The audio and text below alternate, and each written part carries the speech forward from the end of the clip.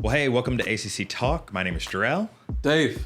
And I'm Quinn. Hey, we are just so excited to be able to share with you guys just where we're heading over the next couple of weeks. We're going to be talking about friendship and singleness and marriage and parenting. And so we want to share some personal stories, but then also get really practical. And so I guess my question to you guys is it easy or is it hard to make friends for you guys? Well, I think at this point in my life, it takes intentionality. And so I wouldn't say, I don't know if I would say it was easy. I wouldn't characterize it as hard, but it does take intentionality because you have to be around people.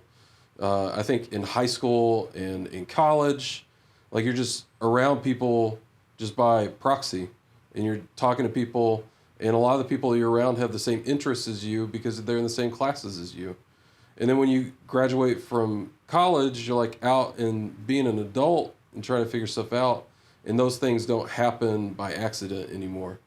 And so now you have to, you can find some intentionality and some sameness with the people that you work with and the people that you go to church with.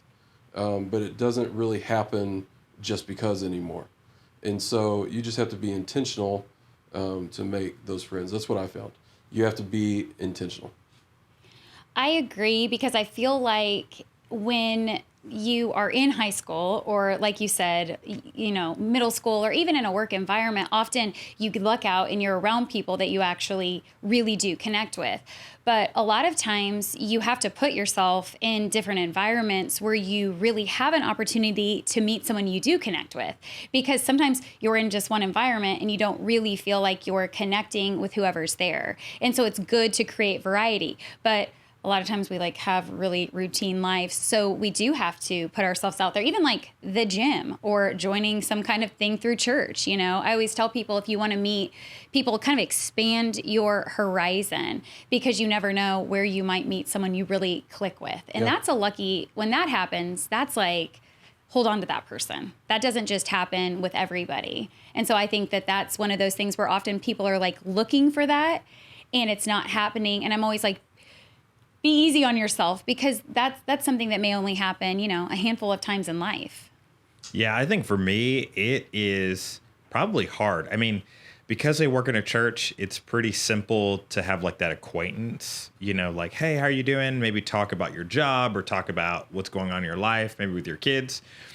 But when I think about people that like know me and I know them, and when I also think about like the good sides of me and the tough and more rougher sides of me, like those friendships, they don't happen as often.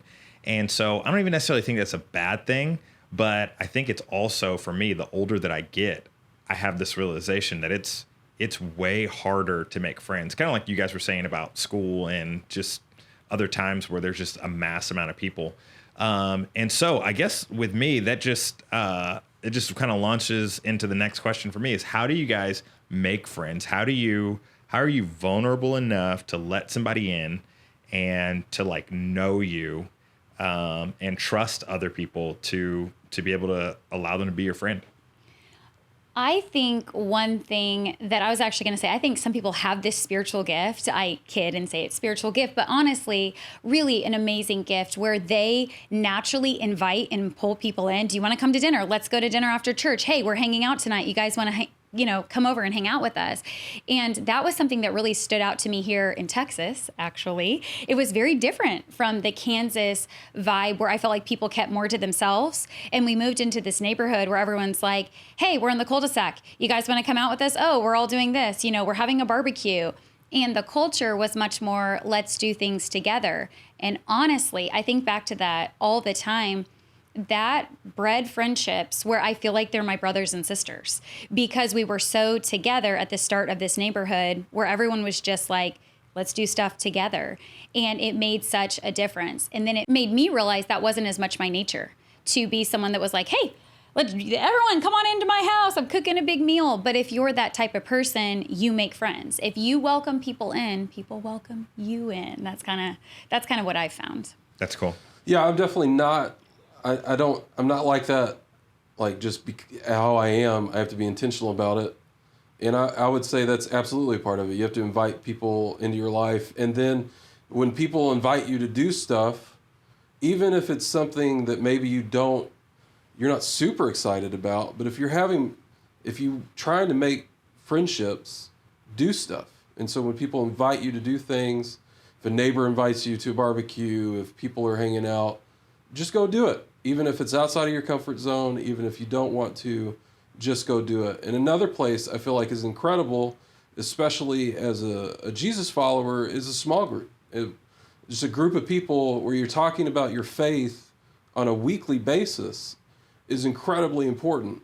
And the vulnerability that comes when you share prayer requests with people. And I think sometimes people share prayer requests and they're like, oh, I'm going to share this prayer request about my friend. I'm going to share this prayer request about my parents. Share this prayer about these people around me. But when you actually share prayer requests about the things that you are personally struggling with, that's when true vulnerability comes. That's when true relationships and friendships come. But it starts because you're in that small group and you started building those relationships and felt comfortable with people. And then you shared that prayer request that was vulnerable and allowed people to see who you actually are and be able to pray for you. And that is where those incredible friendships really begin. Okay, actually, to piggyback off that, that is so funny you say that, because I always kid, my favorite type of friendship is rooted in Jesus. And actually, I'm a big fan of neighborhood Bible studies, which is exactly what we did when we moved here. We started a neighborhood Bible study with women, and I got to know them not just in motherhood and life, but honestly in spirituality, and we connected that way. And that just makes everything so much more close and real. And I always kid, like, if I'm really close to you, Jesus has got to be, at the center of it, or it doesn't really feel like that close of a friendship. But like Dave said, that makes such a huge difference because it takes it from surface to deep, honestly, because when you involve your faith, you're talking about real stuff. And I think that really is what can make a relationship so rich and honestly fulfilling, or at least for me, that's definitely my favorite type.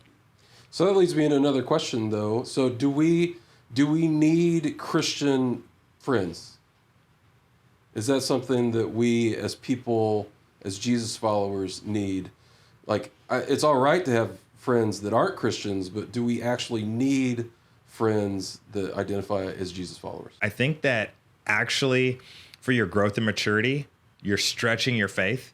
You need non-Christian friends to be able to do that. Because I think there is some sort of responsibility that we have as Christians to not just get in our Christian bubbles and stay there. And I think having friendships from other religions and having friendships of people that don't believe yet, man, that's going to grow your prayer life. It's going to grow and solidify the beliefs that you have in your heart and be able to share with other people. But with that being said, I don't believe that we are meant to do this alone, and having people that are like-minded and that are able to encourage you, keep you accountable, and just help you grow in your faith, man, it's just so needed. And so I think Christian friends are a definite benefit, but that can't be the only friends that we have in our lives. I feel like I need and desire true Christian friendships because for me, that's the root of who I am. So I don't relate. Like, I feel like there's that huge piece of me that they don't relate to if we don't connect on that level. But I always kind of kid, my way I look at friendship is someone should be pouring into you. You should equally be benefiting someone else. And then you should always be pouring in to somebody. And I kind of like to keep a balance of friends where I realize I'm gaining wisdom, I'm giving wisdom, and then honestly, we're just living life, together and pouring into one another. And often some of my closest people that really are amazing may not share the same faith as me, and I can still garner wisdom. I can still learn things from them. And so I think that's really important. It's always inspiring to me because you have this realization that this really makes a difference. We want to, be a light and be that light to other people. And so I love opportunities too, where you get to share your faith and actually make a difference in friendship, but also, be able to see, I don't know. I just think there's amazing people out there that if you were like, I'm only with the Christians, you're going to miss out also. When I moved in high school, I had a horrible transition. It was just turned out to be one of the worst times in my life. And one of the things I learned from that time period was not to say no to potential friends. And what happened was that I moved into a new environment and no one felt natural to me. So I thought what I should do is wait till something felt right to say yes. So I just kept saying no. But what happened was I learned that people ask one time normally. And if you say no and you reject that invitation, they often will not ask you again. That's kind of their, do you want to be my friends kind of thing? Hey, you want to come with me? And if you say, no, thanks, likely, unless they're like very bold, they're not going to ask you again. Well, I learned that the hard way, that I said, no, thanks. No, thanks. No, thanks. No, not you. And then I realized I am literally sitting alone. I have nobody around me. There's really nobody I feel connected with. And so, of course, after a time period, I gained friends. But when I moved in college, and then certainly moving here to Texas, I embraced the just say yes mentality. And it's kind of like what Dave was saying.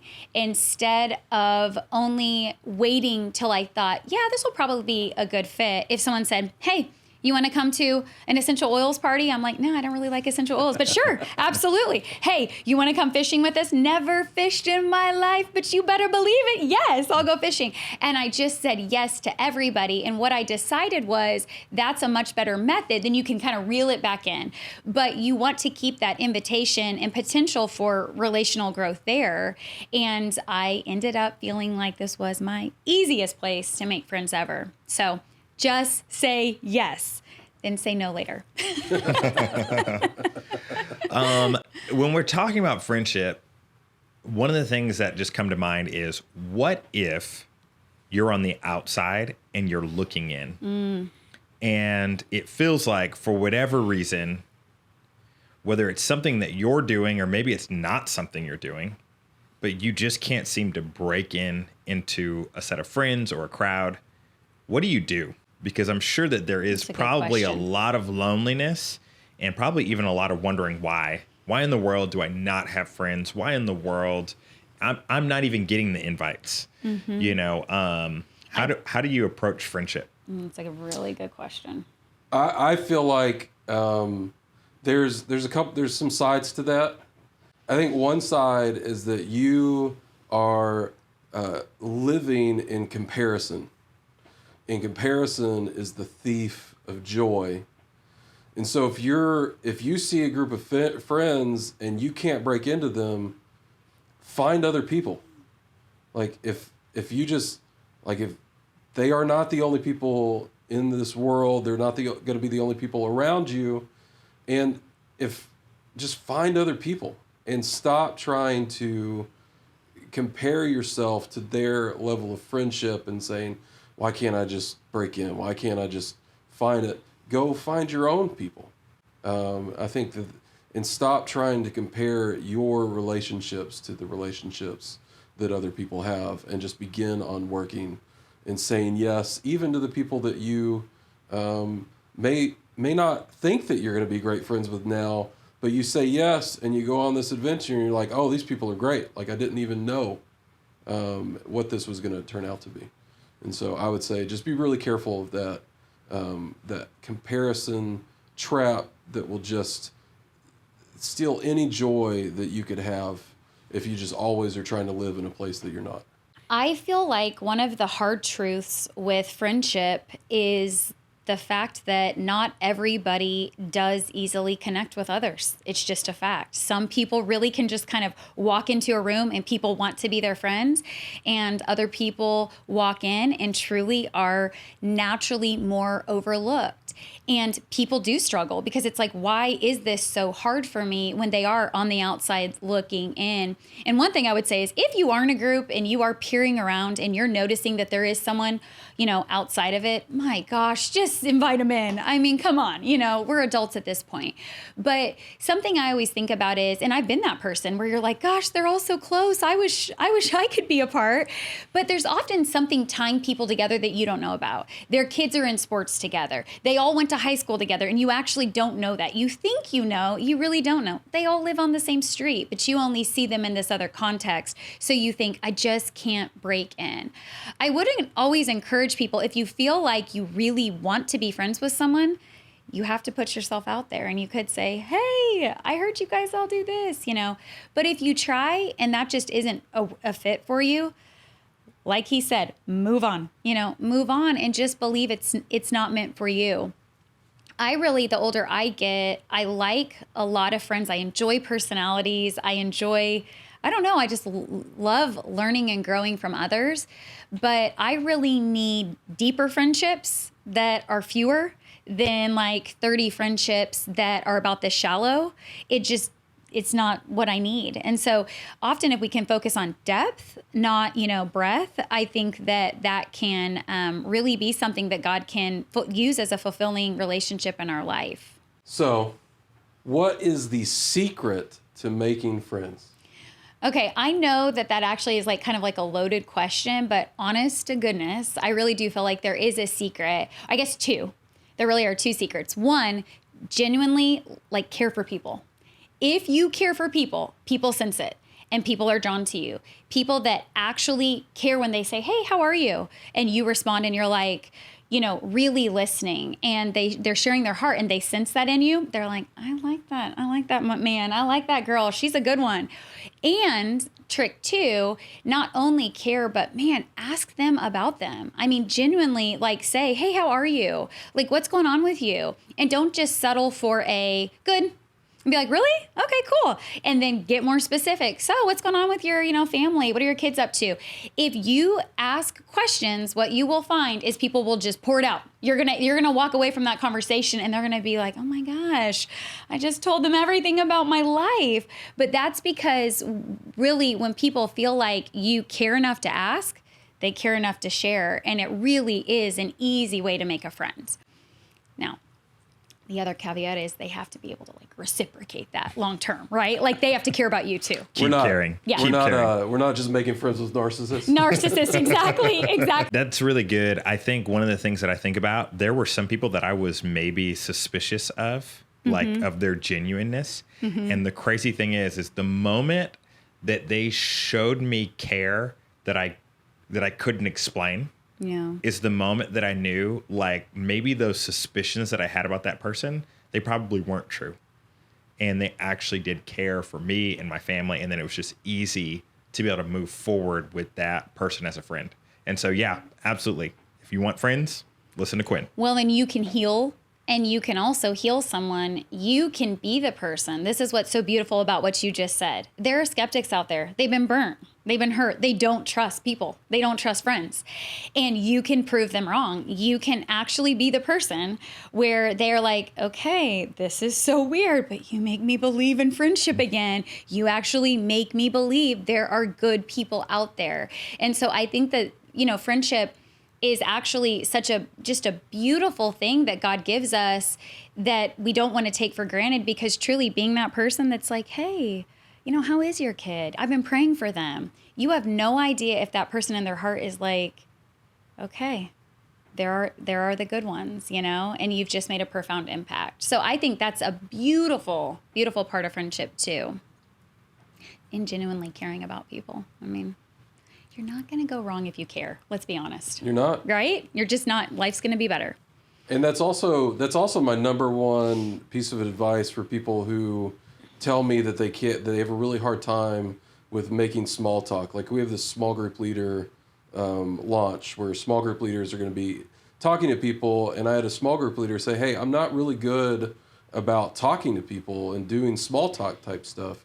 I'm like, I'm not either. But do you know what fixed it? I just asked people questions. Because if you just ask people questions about themselves, they will automatically tell you things, and just have some questions, think about it beforehand, and just start asking questions.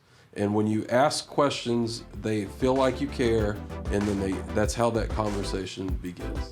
That's cool. That was a great discussion on friendship. And so next week, we are going to be talking about singleness. And so we'd love for you to check it out.